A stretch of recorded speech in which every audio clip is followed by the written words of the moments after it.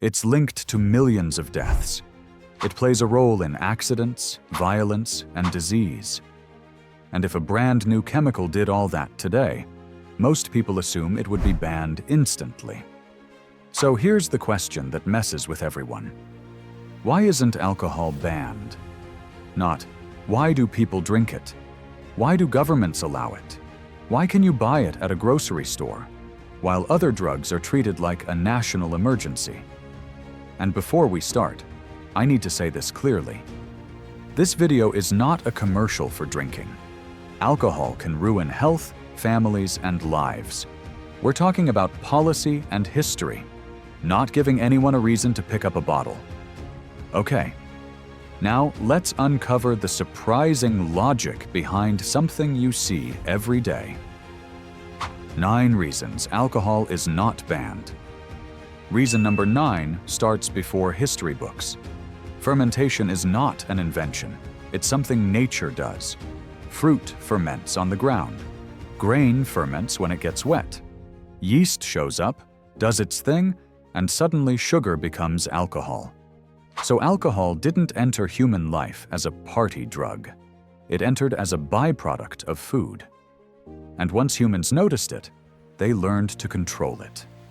Now, here's the key point. When something is easy to make and can happen naturally, banning it becomes harder than people imagine. You can ban factories, you can ban stores, but you can't ban chemistry. You can't ban yeast existing. And that's part of why alcohol has always been around. It's not just a choice, it's a reality humans learned to manage. Sometimes badly, sometimes tragically, but always present. Which leads directly to reason number 8. Alcohol isn't just a substance, it's a ritual. Weddings, funerals, religious ceremonies, business dinners, sport celebrations, a toast, a glass of wine with family. In a lot of cultures, alcohol is basically part of the language of social life. And if you've never thought about it that way, watch how people react when someone says, "I'm not drinking." Some people are supportive. Some people instantly get weird. Because alcohol is tied to belonging. It signals celebration. It signals bonding. It signals, we're doing this together. So when a government bans alcohol, it doesn't just ban a chemical, it bans a symbol. And people don't like being told their traditions are illegal. Even people who don't drink much. Even people who think alcohol is dangerous. The political cost becomes enormous. And that sets up the next reason. Reason number 7. A ban doesn't erase demand, it reroutes it. The most famous example is prohibition in the United States. Alcohol was banned to fix society, but drinking didn't vanish. It moved underground. And when demand goes underground, someone supplies it underground. That's where organized crime steps in. That's where bribery starts. That's where violence becomes a business expense. But here's the more important lesson. Prohibition didn't just create secret drinking. It created a whole shadow economy. Speakeasies, bootleggers, smuggling routes, fake medical exceptions, corrupt officials. And once a black market becomes profitable, it fights to survive. It adapts. It gets smarter. So a ban often creates the exact type of opponent governments least want to build. A criminal industry with strong incentives. Now add one more layer. In legal markets, if a batch is contaminated, there's a recall. In illegal markets, contamination is just your problem. That's why prohibition is remembered not as society got healthier, but as society got messier. Which brings us to reason number 6. And if you think, okay, that was one country, one era. Here's the uncomfortable part. Different places, different decades, similar pattern. When governments try to slam alcohol consumption down fast, people adapt fast. They stockpile, they switch products, they start making it themselves. They buy from whoever will sell. Because the demand didn't come from one policy. It came from culture, habit, and dependence. There's a reason you can find story after story about crackdowns that looked good on paper. and then produced a wave of underground alcohol. Not because everyone became a criminal, because people keep doing what they were already doing, just in secret. And when something moves into secret, the risks multiply. That's the lesson. Enforcement is a nightmare. To truly ban alcohol, you'd have to police what people make at home, what they store, what they share, what they sell. You would be turning ordinary kitchens into crime scenes. Think about what that requires. Search powers, surveillance, raids, informants, court cases, prisons. Now ask yourself this. Do you want a government that can kick in doors over a jar in someone's cabinet? Because that's what a real ban looks like. And here's the political problem.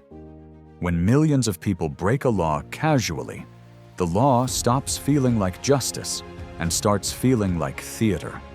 It creates disrespect for enforcement. It creates us versus them. It creates selective policing. And selective policing is gasoline on social conflict. So even leaders who personally hate alcohol often avoid the type of ban that would require constant intrusion into private life. Now, reason number 5 is the one that sounds counterintuitive, but it's brutally consistent. When you ban a popular substance, you don't get less of it. You often get a stronger version of it. Here's why. In an illegal market, space is money. Risk is money. Time is money. So sellers concentrate the product. Higher potency, smaller containers, easier to hide, easier to smuggle. This is why prohibition eras tend to shift consumption away from bulky, low-strength products toward compact, high-strength products. It's not because people suddenly prefer stronger alcohol. It's because the market rewards it. And that creates a dangerous shift. Because the stronger the product, the easier it is to drink too much, too fast. The easier it is to misjudge. The easier it is to poison yourself without meaning to. So a ban can accidentally push people from mild to extreme. That's the part most "just ban it" arguments ignore. They imagine the product disappears. But the product often concentrates. Reason number 4 is safety. Legal alcohol is not safe, but it is regulated. There are standards, testing, labels, a supply chain that can be traced. And if you've ever rolled your eyes at regulation, this is where regulation actually saves lives. Because in an illegal market, none of that exists. And once profit is the only rule, people cut corners. They dilute, they substitute, they use dirty equipment, they store it wrong. Sometimes by accident, sometimes on purpose. And that's where you see tragedies like poisoning from contaminated alcohol. People don't die because they drank illegally. They die because the product was uncontrolled. So governments make a cold calculation. They'd rather control the danger they can see than create a danger they can't measure. Now, reason number 3 is the one nobody likes to admit. Alcohol is a political pressure valve. That sounds dramatic, but think about it. People deal with stress. People cope. Some cope in healthy ways, some don't. And for better or worse, alcohol has become a socially accepted coping tool.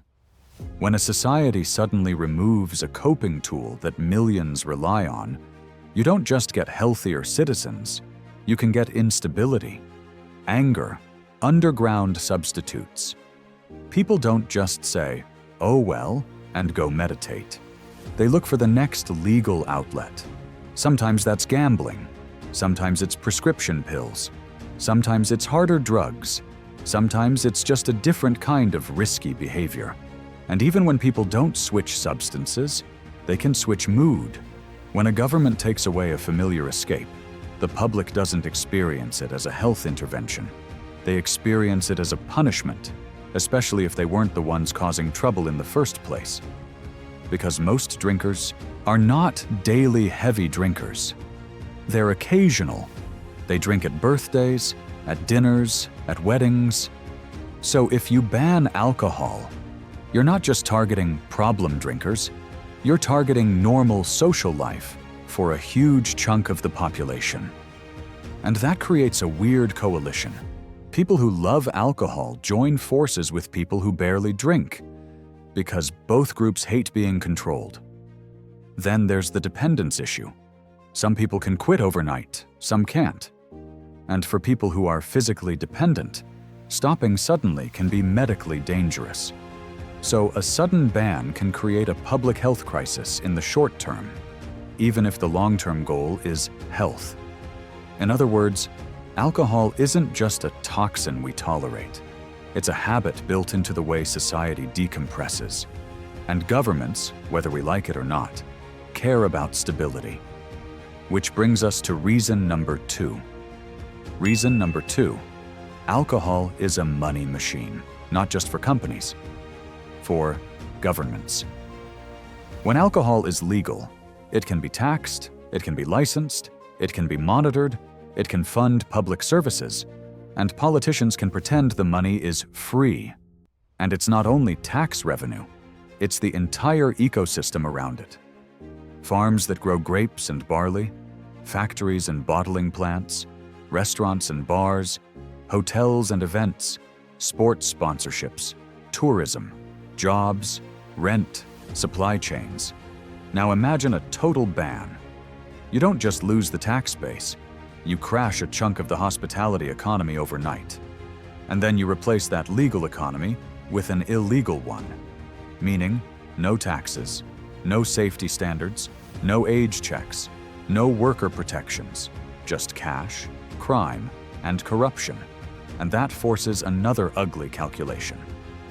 A government can choose between 2 options. Option A, keep alcohol legal and spend money dealing with the harm. Option B, make alcohol illegal, lose the revenue, and spend even more money trying to enforce the ban. Most governments pick option A, not because it's noble, because it's cheaper. And yes, there's lobbying. Alcohol companies like tobacco companies and other big industries fight hard to protect their markets. They donate, they sponsor, they fund research and PR. They push the idea of responsible drinking. And whether you think that's fair or disgusting, it works. Because money doesn't just talk. It hires lawyers, it buys influence, it slows down change. That's reason number 2. And now we get to reason number 1. This is the uncomfortable truth. Alcohol isn't banned because too many people would be guilty. That's it. That's the secret no one wants to say out loud. A ban sounds simple when you picture other people breaking the law. But alcohol use is not a fringe behavior in many societies. It's mainstream, which means a true ban would instantly turn huge numbers of ordinary adults into criminals. Not violent criminals, not organized crime bosses, normal people, teachers, nurses, construction workers, parents, office managers, people who pay taxes and vote. And here's the thing about democratic politics. You can't build a stable system by criminalizing your own base, because those people don't just vanish. They vote you out. They ignore the law. They ridicule enforcement. They find loopholes. They fund the opposition. They make the ban unenforceable through sheer mass non-compliance. Even in non-democracies, the same logic shows up. When a government pushes too hard against something that's deeply normal, it has to spend more and more force to hold the line. And force is expensive. It breeds resentment. It creates black markets. It produces corruption. And eventually, leaders quietly retreat. And there's another layer here that people miss. Alcohol is already banned, just not in the dramatic, headline-grabbing way. It's banned for kids. It's banned for drivers. It's banned in most workplaces. It's banned in a lot of public spaces. And in many countries, it's banned at certain hours, in certain neighborhoods, or in certain types of stores. That's not an accident. That's the compromise in action. Instead of one giant law that says no alcohol, governments build 100 smaller rules that say less alcohol, less often, with more consequences. Think about how it works in real life. If prices go up, some people drink less. If advertising gets restricted, fewer teenagers treat drinking like a personality. If drunk driving laws get stricter, people plan rides instead of improvising. If late-night sales get limited, a lot of impulsive purchases disappear. None of that makes alcohol harmless, but it changes the shape of the damage. And that's what policy usually tries to do. Reduce harm without creating a war with your own population.